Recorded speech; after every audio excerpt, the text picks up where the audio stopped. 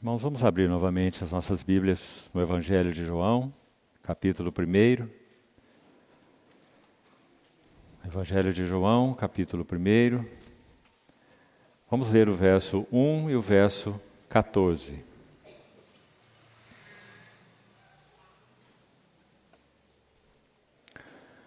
No princípio era o Verbo, e o Verbo estava com Deus, e o Verbo era Deus.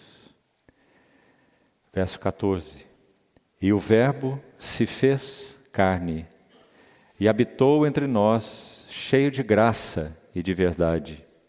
E vimos a sua glória, glória como do unigênito do Pai.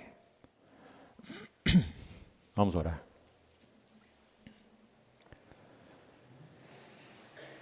Amado Pai Celestial, muito obrigado pelo privilégio imenso que temos de ouvir a voz do Senhor, que é como de muitas águas, que faz da cria as corças, que quebra os cedros do Líbano, que esmiuça a rocha.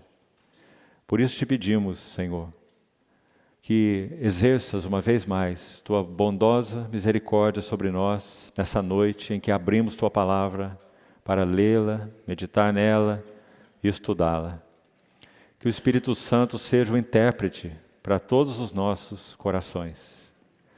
Assim nos colocamos, Senhor, nas tuas mãos e pedimos a iluminação dos nossos corações para que possamos ver com olhos limpos a glória e a beleza de teu amado Filho. Assim nós oramos, confiando-nos a Ti. No precioso nome do nosso Senhor Jesus. Amém. Meus irmãos, vamos dar mais um passo nesse verso 14, para podermos então concluirmos essa primeira sessão do Evangelho de João, 18 versos do capítulo 1, que temos enfatizado já há algumas semanas, e eles constituem não apenas uma introdução, um prólogo do Evangelho de João, mas temos gastado tanto tempo com eles, porque eles são um resumo de todo o Evangelho. Já foi dito por alguém que esses primeiros 18 versos do capítulo 1 de João, que tem sido nosso tema, eles são um dos capítulos mais importantes de toda a Bíblia e, segundo esse irmão, o capítulo mais importante do Novo Testamento. E por quê? Porque tanto fala desse verbo na eternidade, quanto fala desse verbo que se fez carne e habitou entre nós, e que vimos então sua glória. E é claro que isso resume todo o Evangelho. Nós cremos no Senhor Jesus Cristo, que é o verbo eterno de Deus, e que se fez carne e habitou entre nós. E por se fazer carne, então toda a obra da redenção foi possível. Sem que ele se fizesse carne, obviamente, nós não teríamos uma vida humana testada, provada e aprovada, nós não teríamos sua morte redentora, e então não teríamos nem sua ressurreição, nem sua ascensão, nem sua entronização, e não teríamos nenhum nome sobre todo nome nesse universo, a não ser do Deus eterno. Mas sem a encarnação do nosso Senhor Jesus, nós não teríamos redenção.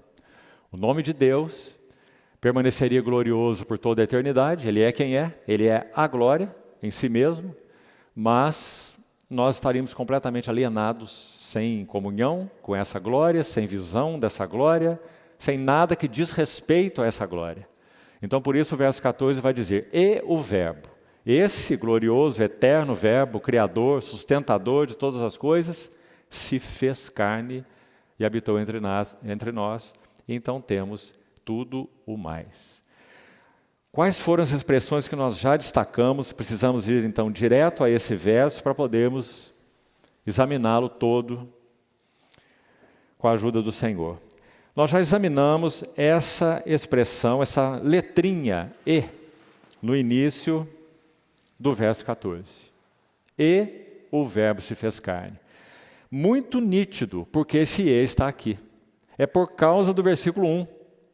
O versículo 1 vai dizer que esse verbo estava com Deus, já examinamos essa palavra prós, que linda ela é, falando de movimento, intenção e tendência em direção a Deus.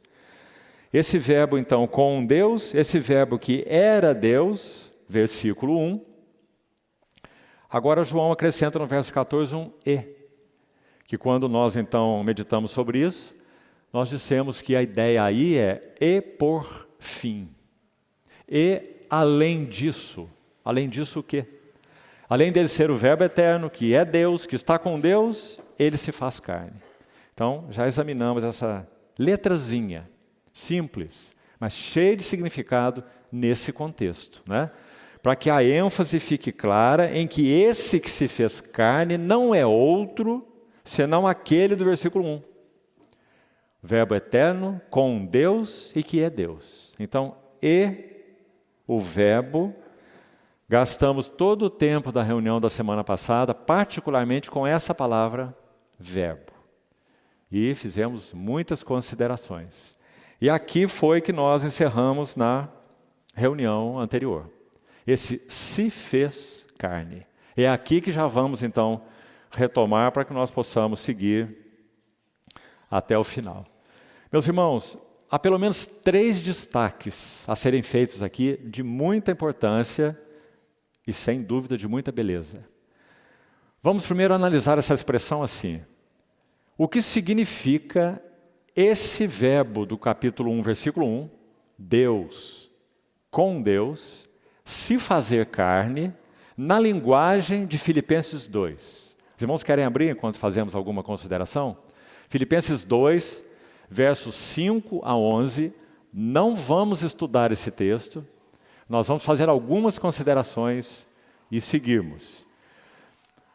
Muito provavelmente, meus amados irmãos, esse texto de Filipenses 2, repetindo, versos 5 a 11, muito provavelmente essa passagem, ela era um cântico de nossos irmãos quando a igreja foi estabelecida, a chamada igreja primitiva.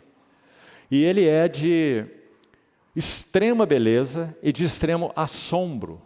Então veja que o versículo 5 começa assim: tende em vós o mesmo sentimento. A ideia mais específica aí é a mesma mentalidade. Também esse termo derivado do verbo phroneu, da palavra phroneu no grego, também significa sentir, mas primariamente significa pensar. Então, tende em vós a mesma mentalidade que houve em Cristo Jesus. Qual é a mentalidade de Cristo Jesus? Vamos lá no texto aí. Ele subsiste, ou seja, ele é Deus. Como João disse no capítulo 1, versículo 1. O verbo que está com Deus era Deus. Ninguém menor que Deus, ninguém criado por Deus. Ele tem uma comunhão absoluta da natureza e do caráter divino, da divindade.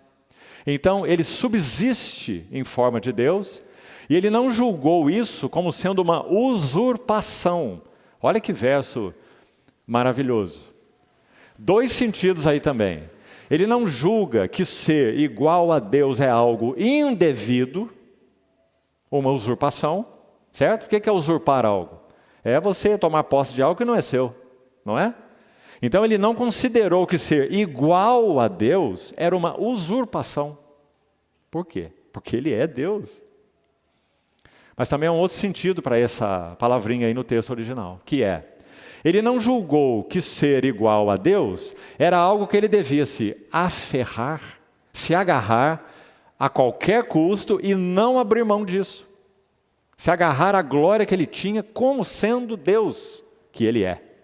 Então os 2 sentidos são paralelos e são muito impressionantes. Não é para ele usurpação nenhuma ser Deus, ele é Deus. E não é para ele algo que ele vai se agarrar e não vai abrir mão de sua glória, não de sua divindade. Nunca, nunca. Então ele abre mão do quê? O que diz o próximo verso? Então ele a si mesmo se esvaziou. Outra expressão linda. Ele não foi esvaziado por ninguém. Ele não foi esvaziado pelo seu Pai eterno. Ele se esvaziou. E ele assumiu então a forma de servo. foi reconhecido em figura humana. Bonita essa palavra figura, no grego é esquema, como a nossa palavra esquema temos no português, que fala de algo que identifica uma coisa como realmente sendo aquela coisa, né? Então, ele foi reconhecido em figura humana, homem real. Meus irmãos, o diabo rangeu seus dentes, já falamos isso também na reunião passada, por 400 anos, nos primórdios da história da igreja, para arrancar essa verdade da igreja. Ou dizendo que ele é apenas um homem, ou dizendo então que ele é Deus, que se manifestou aí numa aparência humana, mas não tinha substância humana. Você vê o perigo disso? E o problema disso? Negando a humanidade do Redentor. Se o Redentor não é humano, nós não somos redimidos. Não seríamos redimidos, né? Então, é reconhecido em figura humana. E mais à frente, mais uma expressão que eu queria destacar, explicando o se fez carne. Olha como esse texto é importante de Filipenses 2, para explicar 3 palavrinhas de João. Se fez carne. Então esse Deus, igual a Deus, que subsiste em forma de Deus, ele é reconhecido em figura humana, porque ele assume a humanidade, sem se esvaziar de sua divindade, isso era impossível, não é? Se Deus se esvazia de Deus, então Deus deixou de existir, não é? Então ele assumiu figura humana. Primeira fase do esvaziamento. São 2 fases, nesse lindo texto aí de Filipenses 2. A primeira fase é, abre mão da glória que ele tinha como Deus. Glória única. Ser adorado como Deus, não é? Venerado, reverenciado por todas as criaturas. Deus. Então ele abre mão dessa glória que ele tinha, sem abrir mão de sua divindade. Primeira fase do esvaziamento. O Filho de Deus, que é o resplendor da glória, assume uma forma humana. Qual é a segunda fase do esvaziamento? Está aí no versículo, se você está seguindo, mais à frente aí. Mais um verso à frente vai dizer, a si mesmo se humilhou. Então olha bem, vá olhando aí para a sua Bíblia. Primeira frase, a si mesmo se esvaziou, certo? Verso 6.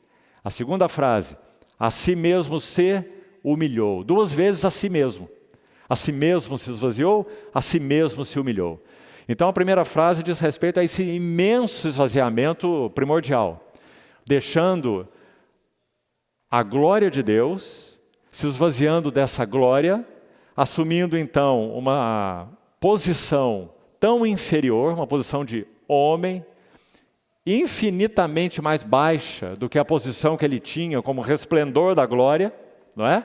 Assume então uma posição humana, se fez carne. Mas irmãos, como homem, ele não viveu como um rei segundo o padrão dos homens. Ele não viveu nos palácios, como muitos homens viveram na sua época. Ele não teve essa autoridade política, como tantos homens da sua época tiveram, não é? O que ele fez como homem? Ele a si mesmo se humilhou. Segunda fase do esvaziamento.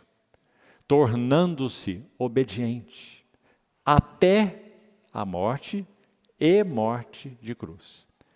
Então, esse lindo texto de Filipenses 2 é uma exposição do que João disse em 3 palavras. Se fez carne.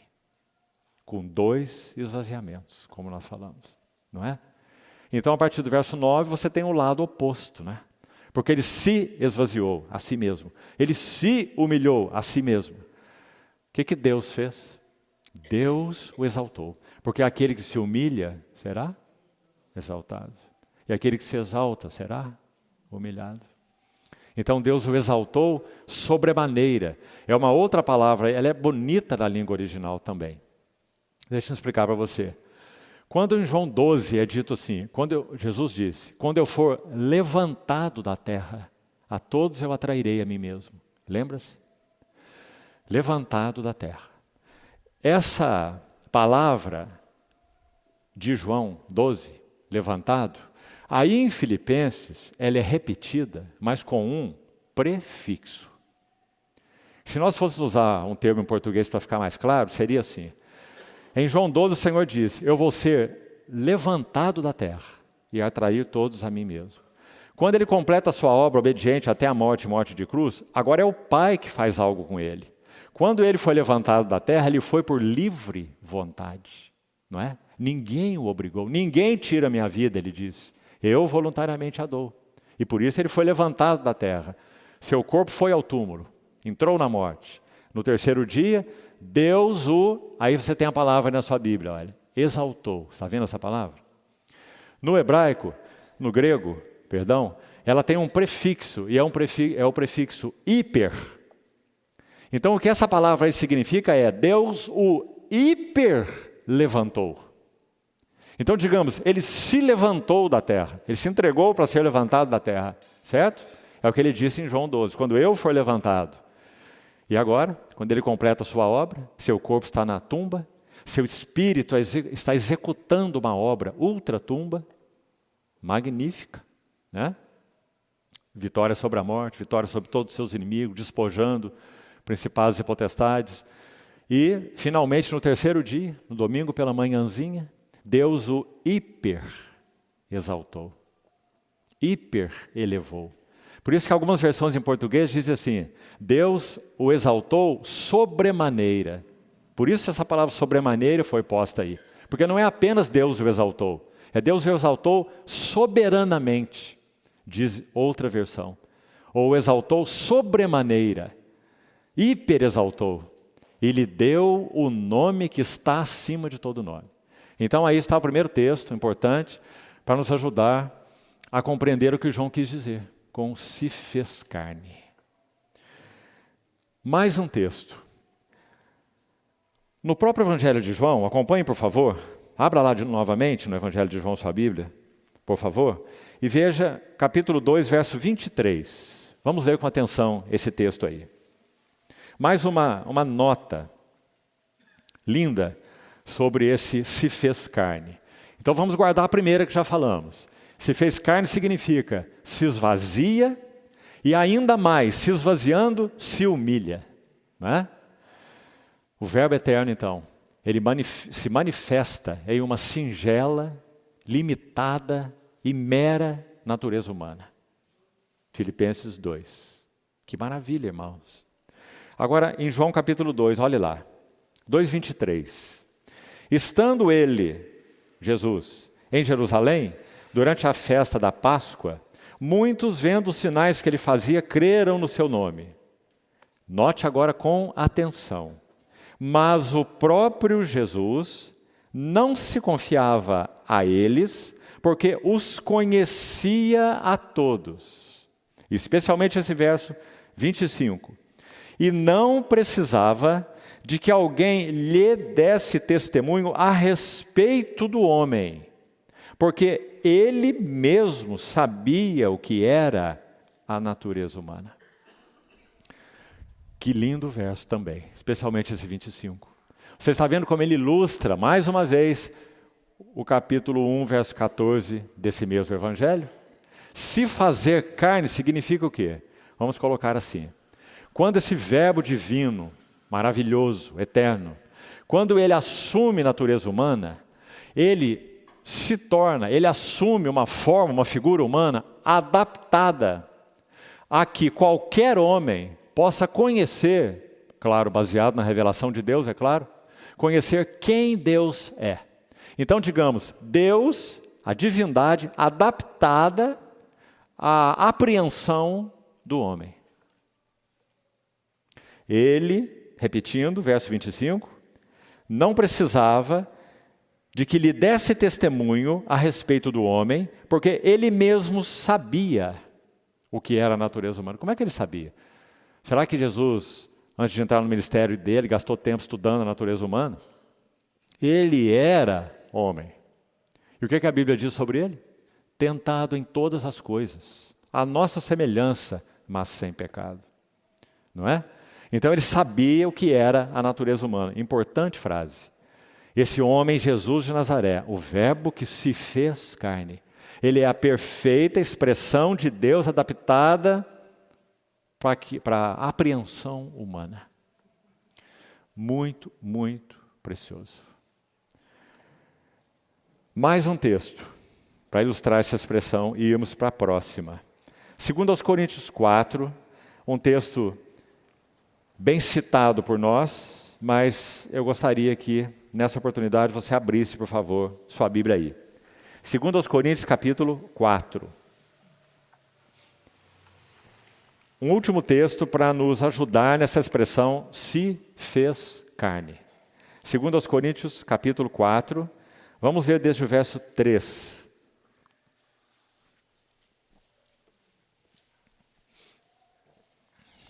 Mas, se o nosso evangelho ainda está encoberto, é para os que se perdem que está encoberto, nos quais, nesses que se perdem, o Deus deste século cegou os entendimentos dos incrédulos, para que lhes não resplandeça a luz do evangelho da glória de Cristo. Veja bem que Paulo menciona qual é o conteúdo do evangelho, não é? O que o evangelho tem a dizer? Por que o evangelho, o termo literalmente significa boas novas? Por quê? Porque ele é o evangelho da glória de Cristo. Esse evangelho diz respeito a uma pessoa gloriosa, né? Então Paulo chama de evangelho da glória de Cristo, o qual é a imagem de Deus. Porque o verbo estava com Deus, o verbo era Deus. Porque nós não nos pregamos a nós mesmos, mas a Cristo Jesus como Senhor, e a nós mesmos como vossos servos por amor de Jesus. Porque Deus que disse, de trevas resplandecerá luz. Paulo está citando Gênesis 1, lá no iniciozinho, lá na criação. Ele está aplicando esse verso para a regeneração. Olha que bonito. Ele mesmo, quem é o sujeito desse ele? Deus. Deus que disse, de trevas resplandecerá a luz. Ele mesmo resplandeceu em nossos corações. Para qual propósito? Para, atenção com as palavras, iluminação, porque nós éramos trevas, estávamos em trevas, tínhamos entendimento entenebrecido, nunca poderíamos conhecer a Deus. Iluminação, próxima palavra, do conhecimento. Eu queria destacar isso aqui, irmãos, nesse texto. Quando o verbo se faz carne e habita entre nós, olha isso. Ele é o fundamento para tudo que podemos conhecer de Deus. Deus não pode ser visto, tocado, conhecido em nenhum outro lugar, me permita usar a palavra lugar, já que eu não encontro outra, que não seja no próprio Cristo. Então, iluminação do conhecimento. Repetindo, Jesus Cristo, o Verbo encarnado, Ele é o fundamento para todo o conhecimento de Deus, do homem e das relações entre Deus e o homem. Vou repetir mais uma vez. Sem essa pessoa gloriosa do Verbo encarnado, nós não teríamos nenhum conhecimento de Deus. Segundo, presta atenção, não teríamos nenhum conhecimento do homem. Irmãos, este livro é o único que pode revelar quem realmente o homem é. A psicologia é totalmente falha e incapaz, limitada, limitadíssima. A sociologia, todas as ciências humanas. Jesus de Nazaré é o fundamento de tudo que podemos conhecer sobre Deus, sobre o homem e sobre as relações entre Deus e o homem.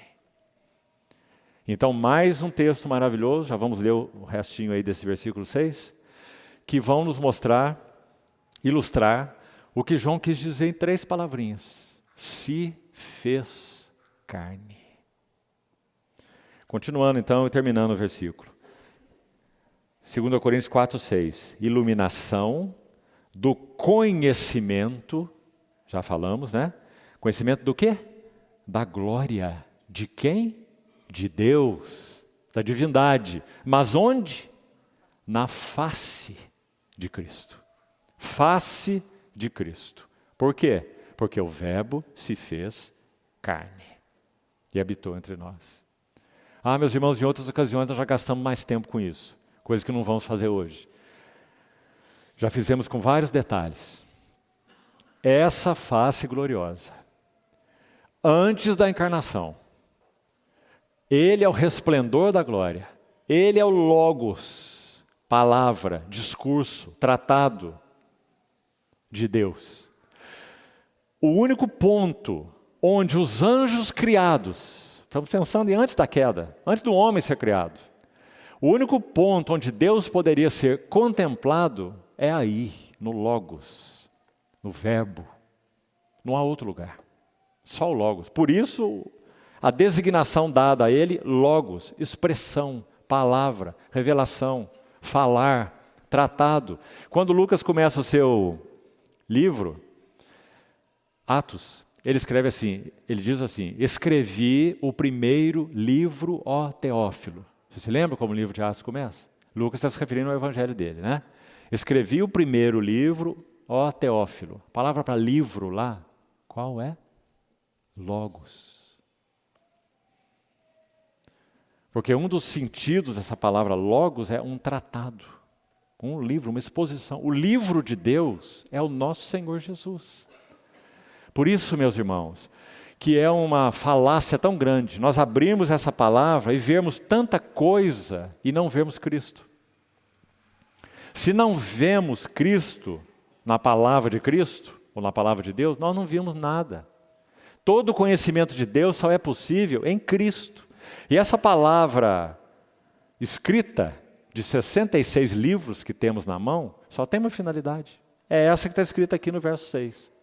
Iluminar o nosso conhecimento da glória de Deus na face de Cristo.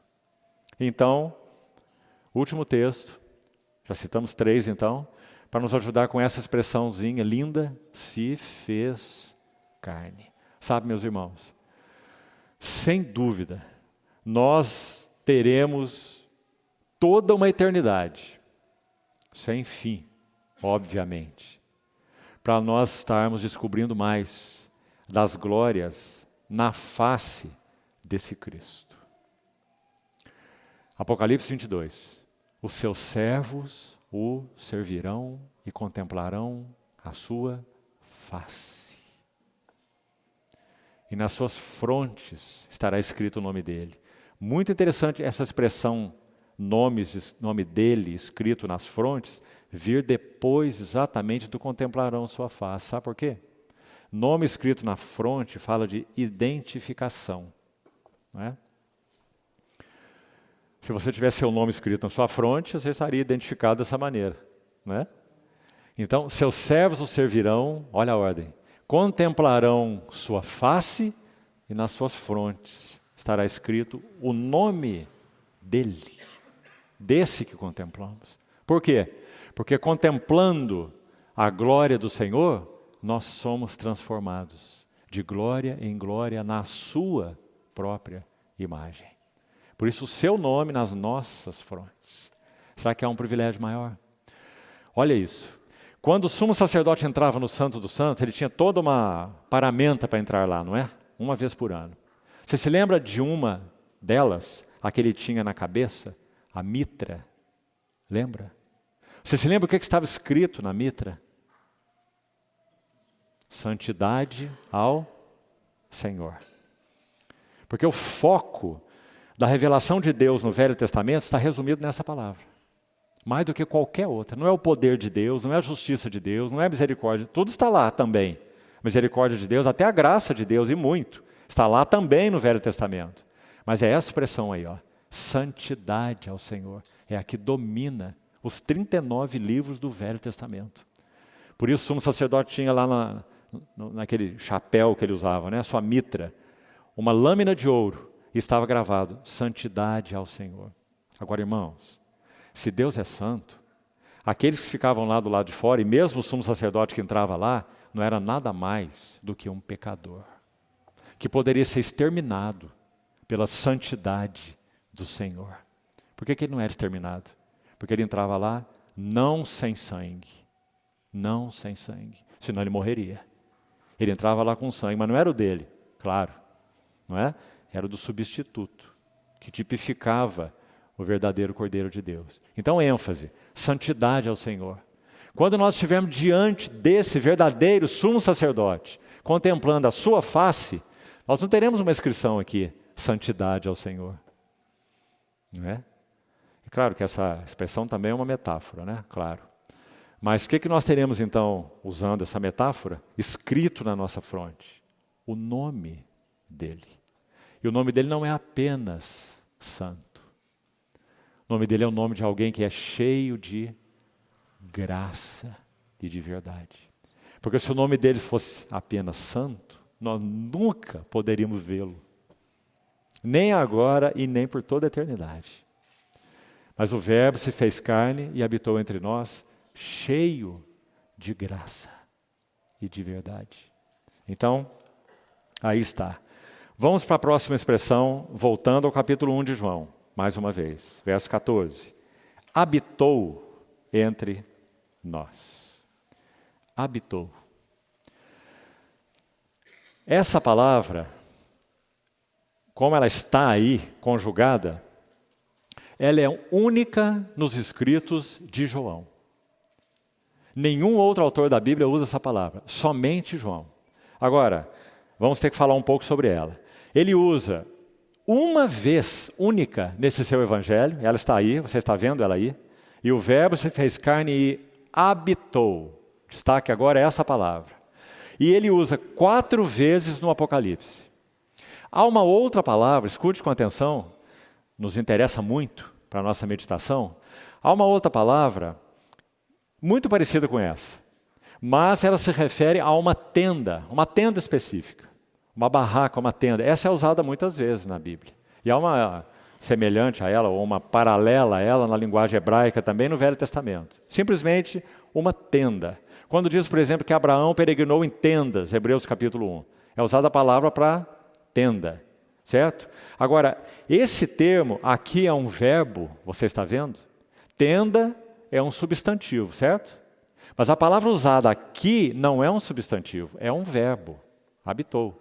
Então, digamos, é o substantivo tenda, agora abordado como verbo. Então, vamos pensar, por isso, a palavra melhor a ser usada aqui é tabernáculo, né? A tenda é um tabernáculo. E então, se esse substantivo for colocado na forma de um verbo, seria tabernacular, certo? Tabernaculou. Então, essa palavra tabernaculou, ou seja, o termo usado como verbo é exclusivo de João. Aqui no seu evangelho, e vamos ver por que isso é importante, irmãos, e é tão bonito. Aqui no seu evangelho ele só usa aqui, com o termo habitou. Então a ideia é pôs um tabernáculo, tabernaculou. 4 vezes ele usa no Apocalipse. Eu quero citar só 2 para os irmãos, para verem que linda relação entre o evangelho e o Apocalipse. Olha lá, no Apocalipse. São 4 menções no Apocalipse. Precisamos seguir em 2 delas. Apocalipse 7, abra por favor. Apocalipse 7:15. Diz assim.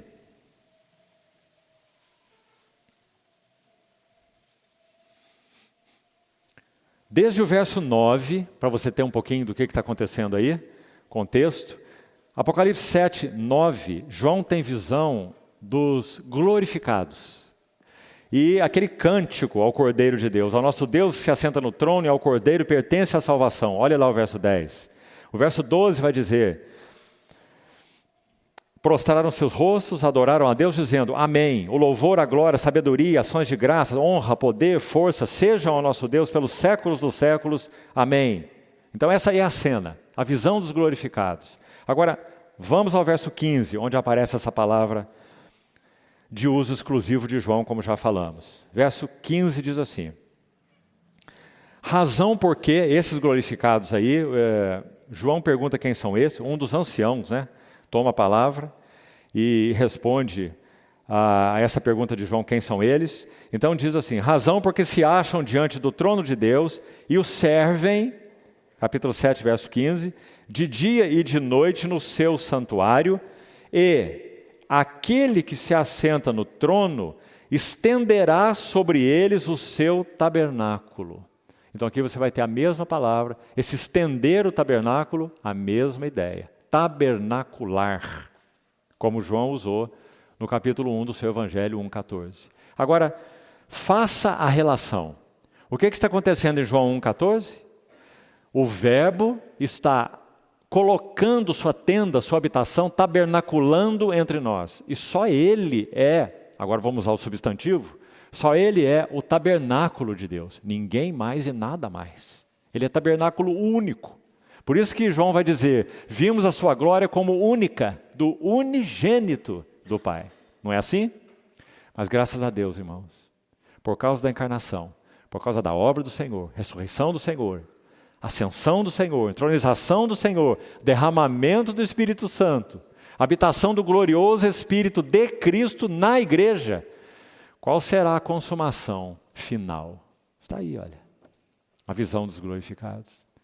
Agora, aquele tabernáculo único, apenas restrita à pessoa humana do Verbo encarnado, agora ele é estendido para os santos glorificados. Então, vamos repetir o verso 15, com essa ideia em mente. Eles se acham diante do trono de Deus, o servem de dia e de noite no seu santuário, e aquele que se assenta no trono, esse não é outro senão o Cordeiro, certo? Ele estenderá sobre eles o seu tabernáculo. Ele era o único tabernáculo, certo? Mas agora ele estende o seu tabernáculo. Que privilégio, meus irmãos amados. Já estamos, espiritualmente falando, dentro desse tabernáculo estendido. Ele se chama igreja do Deus vivo. Só que essa realidade que estamos lendo aqui em Apocalipse 7 ainda não se manifestou. Por isso o próprio João na sua epístola vai dizer isso, né? Ainda não se manifestou o que haveremos de ser. Quando ele se manifestar, seremos semelhantes a ele, porque haveremos de vê-lo como ele é. Por que será assim? Porque ele estenderá sobre eles o seu tabernáculo. O tabernáculo dele é o tabernáculo de Deus. Ele é o único tabernáculo de Deus, né? Mas agora estendido. E olha que linda a última menção, em Apocalipse 21. 21, verso 3. Agora estamos além. Ali nós temos a visão dos glorificados anterior ao milênio. A ordem de Apocalipse é bem segura, né? Então nós temos a visão dos glorificados, arrebatados, glorificados, antes do milênio. Depois temos a descrição do milênio, que é Apocalipse 20, reinado de 1000 anos, glória manifesta do Senhor durante o reinado de 1000 anos. E no capítulo 21, terminou o milênio. Então agora nós temos novos céus, tudo novo. Novos céus, nova terra, nova Jerusalém. Então é dito no capítulo 21, veja, vi novo céu, verso 1, nova terra, pois o primeiro céu e a primeira terra passaram. O milênio será realizado nessa primeira terra e diante desse primeiro céu. O reinado visível do príncipe da paz no milênio, né? Mas após concluído, passou a primeira terra, passou o mar já não existe. Vi também a cidade santa, que é descrita aí no verso 9, lá na frente, a nova Jerusalém, que descia do céu, da parte de Deus, ataviada como noiva, adornada para o seu esposo. É a consumação final, a cidade nupcial, né? Final. Então olha que lindo o verso 3. Então eu ouvi grande voz vinda do trono dizendo: eis o tabernáculo de Deus com os homens. Deus habitará com eles. Eles serão povos de Deus e Deus mesmo estará com eles. A última vez que João usa essa palavra como verbo. Dá 5 vezes então, uma no seu Evangelho, 4 no Apocalipse. Que linda visão. Agora, como nós falamos, a palavra substantivo para esse termo é tabernáculo, né? O que o tabernáculo representava nos tempos do Velho Testamento? 3 palavras quero colocar para os irmãos. Também não vou entrar em detalhes sobre ela, vai me faltar tempo, mas vai ficar com você. Quem sabe no domingo pela manhã podemos estender isso um pouco mais.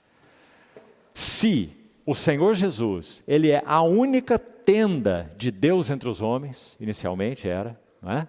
claro, antes da igreja ser estabelecida. Verbo se fez carne, tabernacula entre nós, cheio de graça e de verdade e cheio da glória de Deus. Vimos a sua glória. Glória como do unigênito do Pai. Então, o que é que se cumpre no Senhor Jesus quando esse verbo então se faz carne e habita entre nós? Vamos buscar a figura do Velho Testamento. Então vou te passar 3 palavras para a sua meditação. Primeira, o tabernáculo do Velho Testamento e o templo que veio depois do tabernáculo com Salomão, eles significavam, número 1, representação. Onde Deus podia ser tocado, digamos assim, mesmo que de maneira tão limitada, não é? Nesse tabernáculo, posteriormente no templo. O que aconteceu quando Moisés termina de erigir o tabernáculo? Êxodo 40. A glória de Deus enche o tabernáculo. E é dito que nem Moisés podia entrar. Aquele com quem Deus tinha comunhão face a face, Moisés, nem Moisés podia entrar. Porque a glória de Deus encheu o tabernáculo. Figura do nosso Senhor Jesus. Não é? Glória única. Ninguém podia entrar, ninguém teria acesso, nem Moisés. Glória de Deus enchendo o tabernáculo. Êxodo 40. Aí nós vamos para 2 Crônicas, capítulo 7. Agora é o templo. Então o tabernáculo deixou de peregrinar com o povo no deserto, entraram em Canaã, conquistaram a terra. Samuel unge Saul, depois unge Davi, Salomão, filho de Davi, erige o templo, completa a edificação do templo. 2 Crônicas 7, o que acontece? A mesma coisa que aconteceu com o tabernáculo. A glória de Deus enche o templo e ninguém podia entrar, nem os cantores, nem os levitas, nem ninguém. Por quê? Porque tanto o tabernáculo quanto o templo são só uma figura desse glorioso verbo eterno que se fez carne e habitou, tabernaculou entre nós. Então, primeira palavra, representação. Já falamos, inclusive, algo sobre ela, né?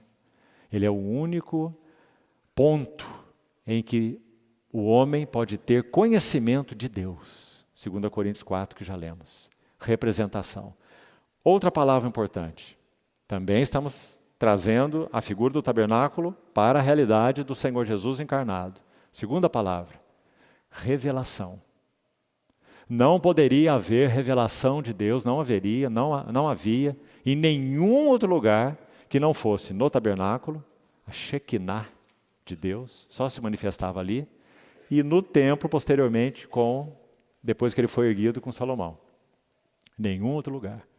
Então, tanto o templo quanto o tabernáculo significam, apontando para o Senhor Jesus, significam, primeiro, representação. O Senhor Jesus é o único representante de tudo o que Deus é. Número 2, revelação. O Senhor Jesus é o único que revela quem Deus é. Seus atributos, sua beleza, sua glória, sua dignidade e tudo mais. E terceiro, representação, revelação, sacrifício. Meus irmãos, é tão lindo esse terceiro termo. Porque pensar no tabernáculo e no templo, e então no nosso Senhor Jesus, como aquele que representa Deus, como aquele que revela a Deus, é tão grandioso, não é? Não é? Tudo está falando de glória. Representação, revelação, mas a próxima palavra, que toca o cerne do que tanto o templo, tanto o tabernáculo quanto o templo eram, lugar de sacrifícios. Então agora nós estamos introduzindo sangue. Você está vendo, irmão? Em termos de representação, em termos de revelação, aqui só há glória. Mas agora nós estamos introduzindo sangue. Sacrifício. Em nenhum lugar poderia ser oferecido sacrifícios agradáveis ao Senhor que não fosse no lugar que Ele estabeleceu. Quando eles foram para a Babilônia, levantaram o altar na Babilônia? Não. Sabe por que não levantaram? Porque isso seria, irmãos, uma abominação. O único lugar onde o altar poderia ser levantado era em Jerusalém. Porque ali estava o nome de Deus, a glória de Deus, a vontade de Deus. Então não havia altar em nenhum outro lugar. Sacrifícios não podiam ser oferecidos em nenhum outro lugar. Só no templo, no tabernáculo primeiro. Tabernáculo móvel, né? Pelo deserto com o povo. E no templo. Tanto o tabernáculo quanto o templo são só uma figura do verdadeiro tabernáculo, nosso Senhor Jesus. O Verbo que se fez carne e tabernaculou entre nós. Representação, repetindo, revelação, mas também sacrifício. O que nós vamos ver a partir do verso 19 de João 1? A descrição do ministério de João Batista, não é? O que está aí logo aí? Já vai ser tema da próxima reunião. Semana que vem, de alguma maneira. O ministério de João Batista. O que ele tem a dizer? Eis o Cordeiro de Deus. Sacrifício. Eis o Cordeiro de Deus que tira o pecado do mundo. Se esse verdadeiro tabernáculo de Deus, verdadeiro templo de Deus, que é o Senhor Jesus, fosse apenas representação de Deus e plena, fosse apenas revelação de Deus e também plena, nós continuaríamos perdidos. Mas porque esse tabernáculo de Deus, esse templo de Deus, o nosso Senhor Jesus, que tabernaculou entre nós, Ele é o lugar do sacrifício. Ele é o lugar do sacrifício. Também não teremos tempo aqui agora para isso. Mas há 3 palavras no grego. Ilasmos, ilaskomai, ilasterion. Todos começam com o mesmo prefixo, você viu? Ilasmos, ilaskomai, ilasterion. Elas falam do propiciatório, ilasterion. Ilasmos fala do sacrifício e ilaskomai fala do ato de fazer um sacrifício. O Senhor Jesus é descrito como os 3 no Novo Testamento. Ele é tanto o ilasterion, o propiciatório, como ele é o ilasmos, o sacrifício, como ele é o ilaskomai, ele fez o sacrifício.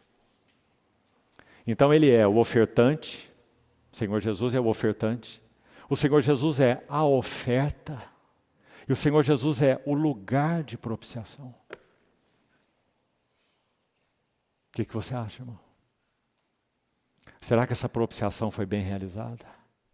Será que Deus está satisfeito? Representação, revelação, sacrifício. Deixe-me ler para você algo. Hoje é uma quarta-feira, dia de trabalho. Você deve estar com a mente um pouco cansada. Então, concentre-se. Deixe-me ler um texto para você de um erudito que eu já citei aqui, chamado J.B. Lightfoot, viveu no final do século XIX, entrando pelo começo do século XX. Sobre essa palavra skeno, verbo, tabernaculou. Olha o que ele fala sobre isso. A tradução grega usada aqui em João 1,14, o comentário dele é sobre João 1,14, certo? A tradução grega habitou, palavrinha que temos aí, foi adotada para traduzir o termo da Septuaginta. Septuaginta, irmãos, é a versão grega, preste atenção, do Velho Testamento que foi escrito em hebraico e poucas porções em aramaico. Então eles fizeram uma tradução do Velho Testamento, os 39 livros em hebraico e algumas poucas passagens em aramaico, para o grego, por quê? Para que pudesse ser lido pelo povo comum. Pelos que conheciam o grego koiné, o grego comum. Né? Então fizeram um trabalho maravilhoso, tomando o hebraico difícil, né? Do Velho Testamento e trazendo para a língua grega os 39 livros do Velho Testamento. Então, a tradução grega para o habitou, que nós temos aí, em João 14, ela foi adotada, repetindo, preste atenção, para traduzir um termo da Septuaginta, que significa tabernáculo. Então já falamos, né, sobre o substantivo e sobre o verbo. Olha aqui. Este termo, tabernaculou, ou tabernáculo, é um resumo da história passada de um povo. Preciso ir parando aqui em alguns pontos. Quando João, então, usou essa palavra aí, como verbo, tabernaculou, inspirado pelo Espírito Santo, há um propósito muito definido aí. Você vai entender à medida que formos lendo mais do texto. João propositalmente, e claro, inspirado pelo Espírito Santo, ele está usando uma palavra para remeter a mente do povo ao tabernáculo. Por isso tabernaculou, como falamos. E não apenas ao tabernáculo, mas aquilo que estava dentro do tabernáculo.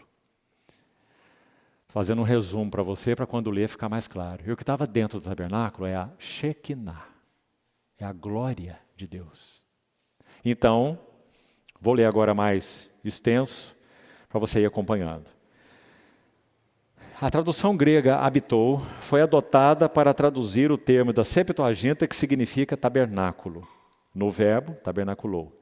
Este termo é um resumo da história passada de um povo, o povo judeu, o povo da aliança, e contém em si, ouça, a substância da esperança deste povo.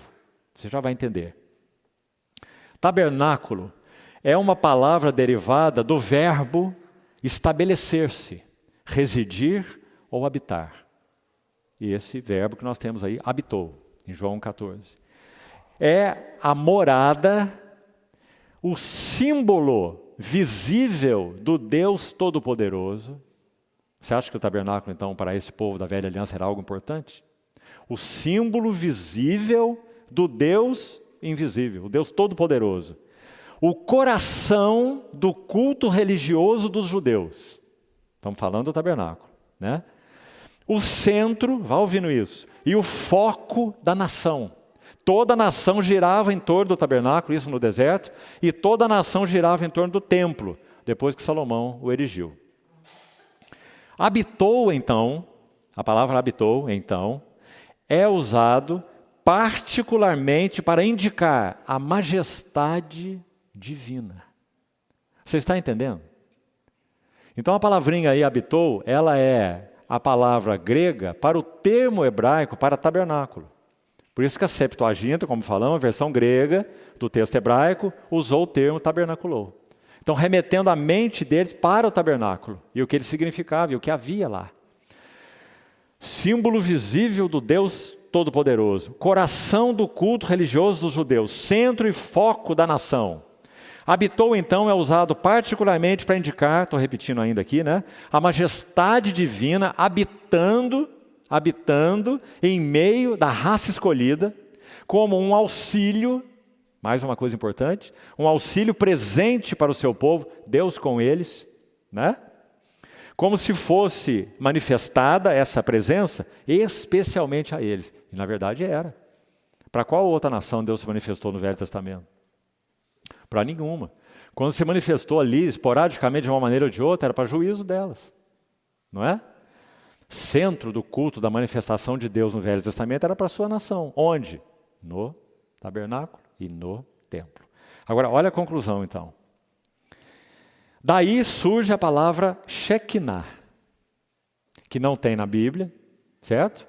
Foi uma palavra cunhada em tempos pós-bíblicos, mas ela é muito bonita. Ela significa presença. Presença. Shekinah.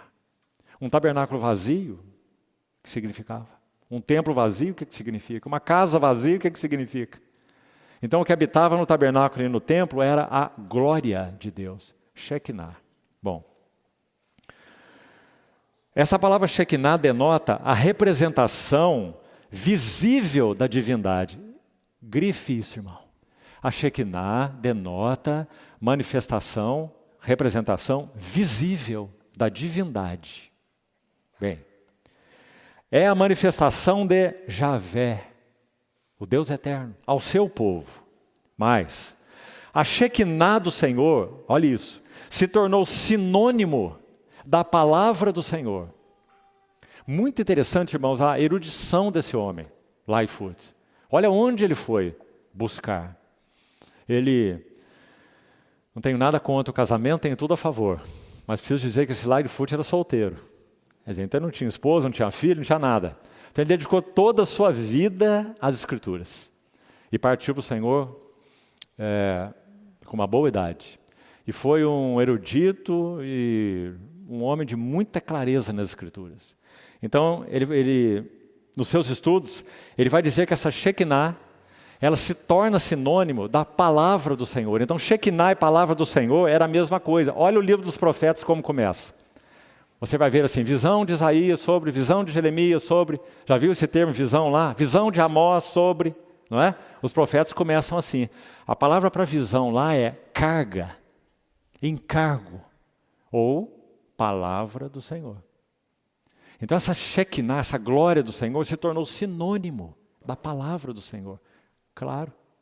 Agora, já vou adiantar para você um pouquinho do resto do texto. Quem é a palavra do Senhor? Quem é o verbo do Senhor? Quem é o logos da divindade do Senhor Deus? Quem é o logos de Yahvé? Jesus Cristo, o Filho de Deus, Jesus de Nazaré. Mas, irmãos, até o ponto que nós estamos no texto, não tinha ainda havido a revelação de Jesus de Nazaré. O verbo ainda não tinha se feito carne. Então, olha essas analogias aí. Olha como que João usou a palavra tabernaculou de maneira tão proposital, inspirado pelo Espírito Santo, chamando a atenção para aquilo que eles conheciam muito bem. Tabernáculo, morada, representação do Deus visível, Shekinah, sinal da aliança de Deus com seu povo, exclusiva para eles, não é? Bem, o texto dele termina assim. A Shekinah do Senhor se tornou sinônimo da palavra do Senhor. É de fato uma figura de linguagem. Ele está falando da Shekinah. É uma figura de linguagem para designar Deus. Então Shekinah é mais do que a glória de Deus, nas pesquisas dele. Shekinah é uma palavra para designar o próprio Deus. Sempre que se diz que Ele habita em Sião, Ele habita em meio a Israel, Ele habita entre os querubins e assim por diante. Aí ele conclui assim, a Shekinah, olha isso, de acordo com os mestres judeus, estava ausente no segundo templo, o templo que Zorobabel edificou. Você se lembra da história? Mas seria devolvida nos dias do Messias. Então, irmãos, nós estamos falando da nação judaica, a nação para a qual o Senhor Jesus veio e eles não o reconheceram, João capítulo 1, veio para o que era seu e os seus não receberam, não é? Todos esses mestres judeus, com esse pano de fundo do tabernáculo, com essa clareza do que era a Shekinah, a representação visível do Deus Todo-Poderoso. Essa Shekinah estava ausente do segundo templo, do templo de Zorobabel. Por quê? Porque a arca foi roubada, a arca foi perdida. Mas todos os mestres judeus, quando pensam no tabernáculo, quando pensam na Shekinah, quando olham para o Velho Testamento, eles têm uma convicção, e eles têm até hoje, todos eles, os ortodoxos da nação de Israel, que o Messias, que para eles não é Jesus, claro, não é? Jesus era um impostor para eles, então esse Messias vai se revelar à nação deles, à nação judaica, essa é a convicção deles, não é? Isso vai acontecer mesmo, só que eles vão ver que esse Messias é Jesus que eles crucificaram, não é? Então, qual é a convicção desses mestres judeus? Que essa Shekinah seria devolvida a eles. Aí, eu queria que você abrisse comigo, no restinho de tempo que nós temos. Zacarias, esses textos são importantes, por isso nós vamos abrir. Zacarias 2:10. Abra, por favor, rapidamente. Penúltimo profeta do Velho Testamento, Zacarias 2:10. Olha que lindo texto. Zacarias 2:10. Canta e exulta, ó filha de Sião, porque eis que venho, olha isso, e habitarei no meio de ti, diz o Senhor. Está vendo um habitarei aí de novo, né? Promessa de que a glória do Senhor retornaria ao seu povo. Acontece que Zacarias foi um dos profetas, junto com Ageu, que foi usado durante o templo, a reedificação do segundo templo, na época de Zorobabel, certo? Mas essa glória profetizada em Zacarias 2:10 não retornou na reedificação e então com o segundo templo. Não retornou. E muito menos no templo posterior que Herodes edificou. Lembra do Evangelho de João também, narrando isso? Em 46 anos foi erigido esse templo, e tu em 3 dias o reconstruirás. Não é? Ali já era o templo à frente. Né? Nada da glória do Senhor ali. Então essa promessa de Zacarias 2,10 ainda não foi cumprida. Por isso, todos os mestres judeus ainda o aguardam. Olha Zacarias 8 agora, por favor. Zacarias 8:3. Assim diz o Senhor: voltarei. Zacarias 8:3. Voltarei para Sião e habitarei no meio de Jerusalém. Jerusalém chamar-se-á a cidade fiel e o monte do Senhor dos exércitos, Monte Santo. Isso nunca aconteceu desde que Zacarias profetizou. Por isso é aguardado. E um último, Ezequiel. Ezequiel capítulo 43. Veja Ezequiel profetizando na mesma linha. E já direi para os irmãos por que estamos lendo esses textos. Ezequiel 43:7. Ezequiel 43:7. Filho do homem, este é o lugar do meu trono e o lugar das plantas dos meus pés, onde habitarei, mais uma vez, olha a palavra habitarei, no meio dos filhos de Israel para sempre. Os da casa de Israel não contaminarão mais o meu nome, ou o meu nome santo, nem eles nem seus reis com as suas prostituições, com os cadáveres de seus reis, nos seus monumentos. Mais uma vez, promessa de que essa Shekinah retornaria nos dias do Messias. Agora, concluindo o texto desse irmão Lightfoot, escute. A encarnação do Logos. A encarnação do Verbo, que é o verdadeiro tabernáculo, que é o verdadeiro templo, que é a verdadeira Shekinah, não é? Ele é o resplendor da glória. A encarnação do Logos, vírgula, o nascimento de Jesus Cristo, diz João. Está aí, João capítulo 1. O Verbo se fez carne, habita entre nós. Então a encarnação do Logos, o nascimento de Jesus Cristo, assim diz João, é o reaparecimento da Shekinah. Que eles não reconheceram. Mas aqueles que reconheceram, o que tinham a dizer? Tinham a dizer o que João disse. Nós vimos a sua glória. O reaparecimento da Shekinah, a restauração do símbolo visível da divina majestade. Não é isso que o templo e o tabernáculo significavam? Representação visível da divina majestade, lá, onde ela foi manifestada então, como cumprimento. O Verbo se fez carne e habita entre nós, cheio de graça e de verdade, e vimos a sua glória.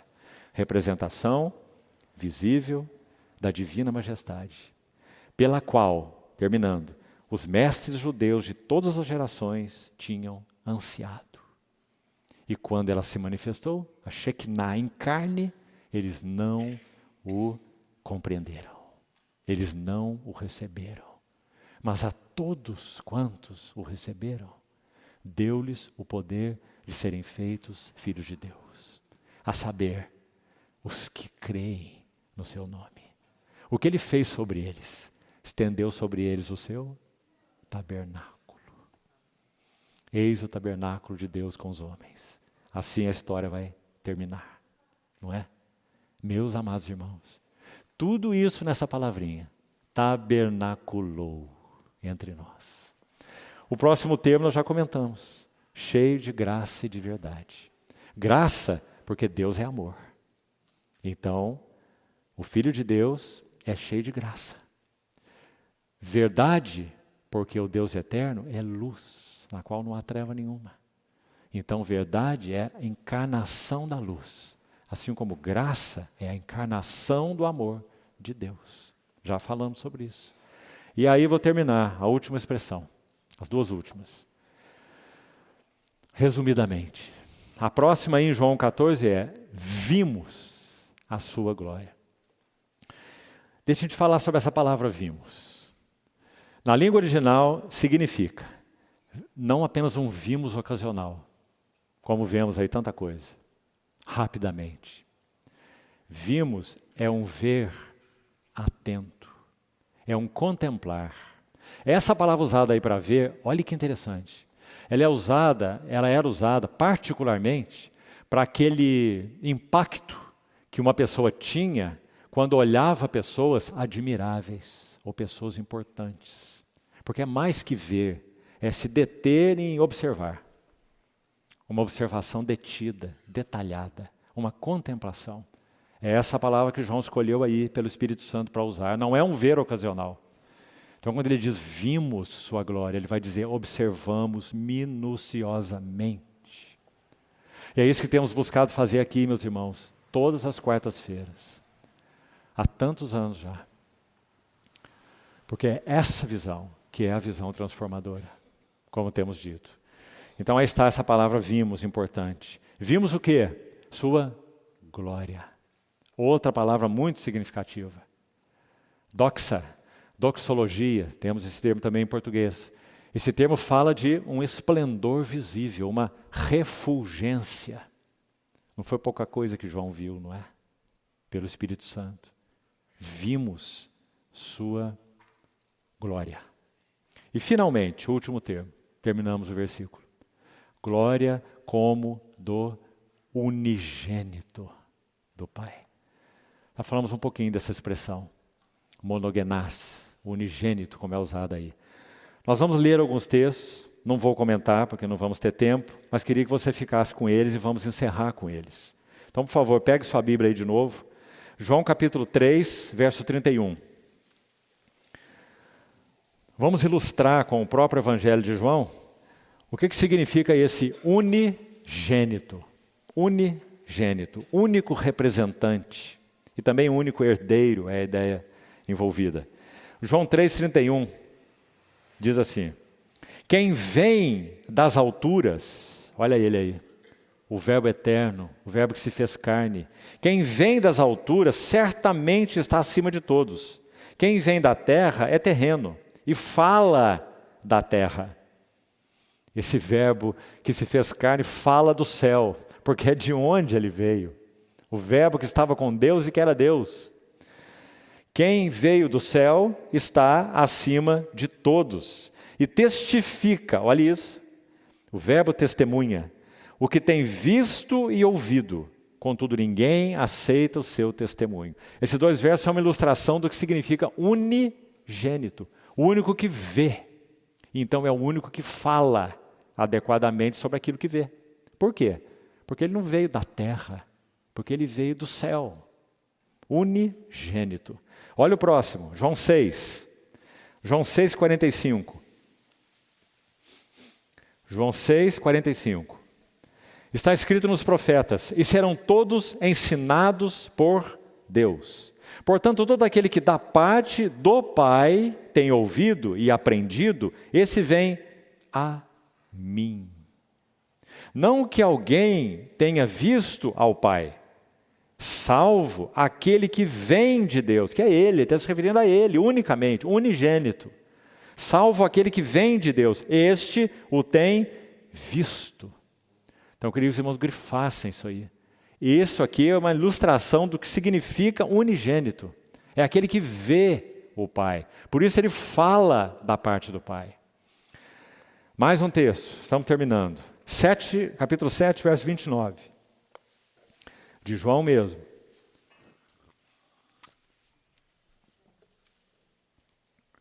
Eu o conheço.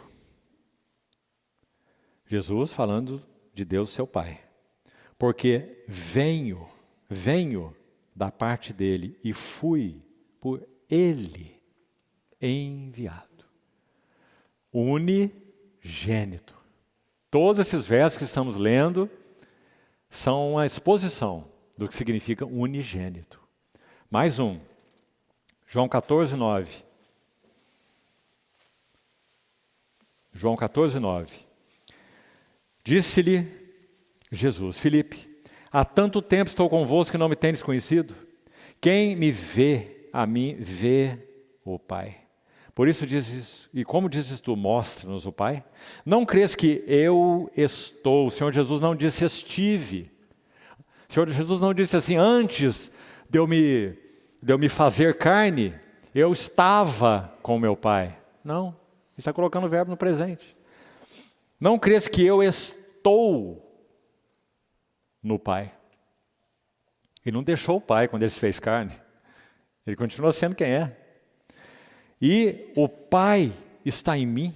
As palavras que eu vos digo, não as digo por mim mesmo, mas o Pai que permanece, olha isso, irmão, permanece em mim, faz as suas obras, as obras dele, do Pai, unigênito, certo? Ainda mais um, e é o último, João 16, 27. João 16, 27. Porque o próprio Pai vos ama, visto que me tendes amado e tendes crido, mais uma vez, que eu vim da parte de Deus. Então quem é o unigênito? É aquele que vê o Pai, é aquele que veio do Pai, e é aquele que fala da parte do Pai. Então, João vai dizer, vimos sua glória como do unigênito do Pai, cheio de graça e de verdade. Irmãos, que verso tremendo esse, não é? João 1,14. Que maravilha. E então, na conclusão da reunião de domingo passado, vou terminar aqui, nós citamos Mateus 11, 27. Quando o Senhor Jesus vai dizer assim, olha, ninguém conhece o Filho senão o Pai. E ninguém conhece o Pai senão o Filho, unigênito. E esse Pai, que ninguém conhece o Pai senão o Filho, mas aquele a quem o Filho o quiser revelar o Pai, então esse conhecerá o Pai. Mas, irmãos,